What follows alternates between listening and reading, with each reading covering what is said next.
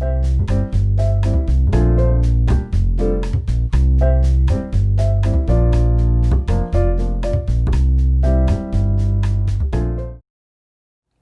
여러분 안녕하십니까? 명의답게 이영공 교수입니다.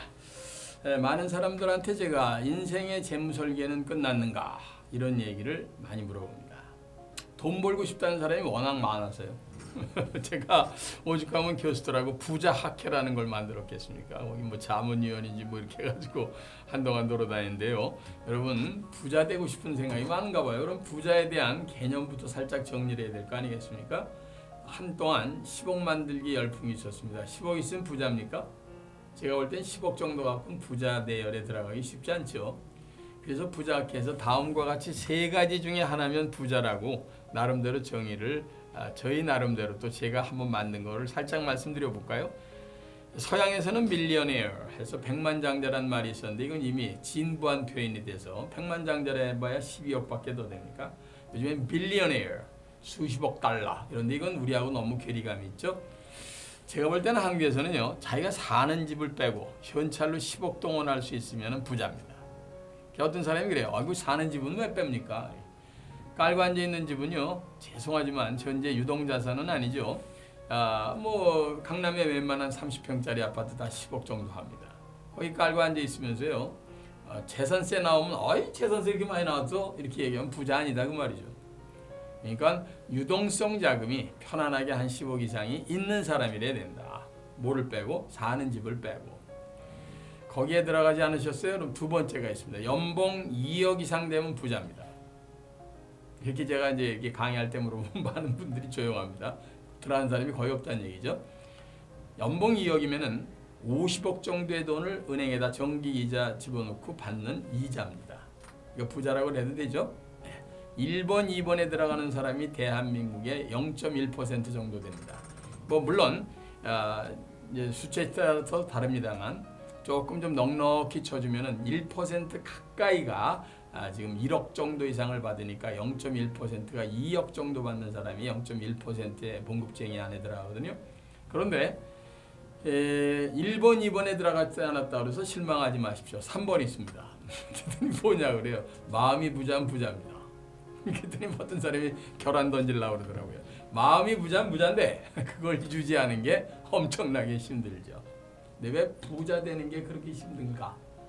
제가 늘상 얘기하지만 자기의 몸값을 올리는 노력을 덜 했기 때문입니다. 그러고요. 정확하게 인생의 재무 설계를 해본 적이 없이 그냥 가기 때문입니다. 여러분 대단히 죄송한데 그냥 하루를 사시면 정말 우연의 일치가 아닌다면 그 셋 중에 하나 들어가기 엄청 어렵습니다. 거의 불가능합니다. 그런데 거기 들어가는 방법이 네 가지가 있습니다. 하나는 부모를 잘 만나면 됩니다. 그래서 제가 가끔 농담 삼아 그래요. 아버지를 바꿉시다. 근데 그게 됩니까? 유산을 받아서 부자 된 사람이 전체 중에 15%밖에 안 되니까 힘내십시오. 85%는 전부 이게 소위 말해서 자수성가형입니다. 근데 그 85%에 들어가는 게 세 가지 방법이니까 거기에 대한 설계를 해라 하는 얘기입니다. 첫째는요 전문가 집단이 되는 겁니다. 사자 되는 게 좋잖아요. 의사, 변호사, 판사, 검사, 무슨 뭐 계리사 뭐 이런 거요. 제가 공인중개사만 빼고 아침마당에 나가서 그랬더니 공인중개사 옆에서 글 올렸더라고요. 왜 공인중개사는 빼냐 뭐 이렇게. 제가 농담삼아 얘기합니다만 사자들 하는 게 대강 좋습니다. 그래서 열심히들 전문가 되려고 애쓰시는 거 아니에요? 근데 요즘에 전문가 집단에 바로 여러분이 속해 있는 게 있다는 걸 아십니까? 전문 경영자가 되는 게 그 안에 들어가 있습니다. 전문자 집단에 들어가서 전문 경영자가 되면요. 요즘에 뭐 좋은 기업에 들어가면 중역 정도 되면 연봉 1억 되고요. 그 다음에 전무 이상 되면 2억 이상 받고 그 다음에 대표이사 사장 되면 대개 5억 이상 받습니다. 그러니까 쉽게 여러분 잘 알다시피 부자 대열에 들어갈 수 있잖아요. 그래서 내가 직장 생활을 할 때는 탑까지 갈 수 있도록 최선을 다하라고 늘 얘기하는 겁니다. 그게 부자 되는 재무 설계 나와 있는 설계도대로라면 반드시 되는 거니까요. 근데 그렇게 전문가 집단에 들어가 있는 사람이 대한민국의 30%에 해당되니까 유산 받은 사람보다 2배가 높으니까 여러분들 그 안에 열심히 들어가도록 하십시오.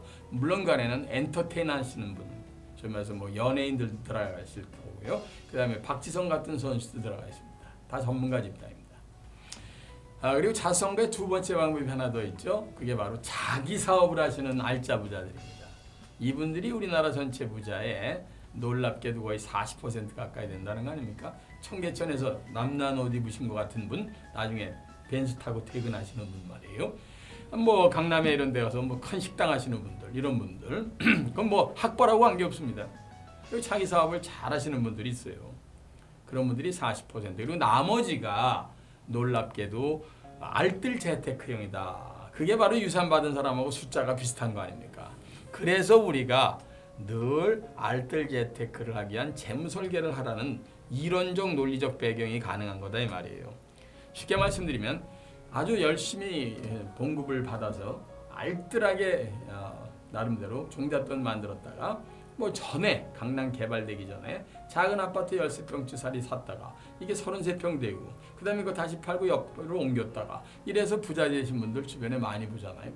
남들이 볼 때는 강남에 푹푹 빠질 때 장마철에 왜 글로 이사가 버스도 없는데 하는데 먼 데를 내다보면서 위험을 감수하고 어려움을 감수하고 이사 갔던 분들 박수 보냅니다. 그런 노력이 있지 않는다면 절대로 여러분들 부자 대열에 합류 못합니다. 여러분이 할 수 있는 방법이 있다면 지금 말씀드린 자수성가형의 3가지 방법 중에 인생 재무 설계를 분명히 해서 나는 전문가 집단으로 갈 것이냐, 두 번째 중간에 나와서 자기 사업으로다가 인생을 바꿀 것이냐, 아니면 직장 생활하면서 알뜰 재테크를 할 것이냐 하는 것들에 대한 생각을 분명히 설계에 들어가실 필요가 있다 하는 말씀을 드립니다.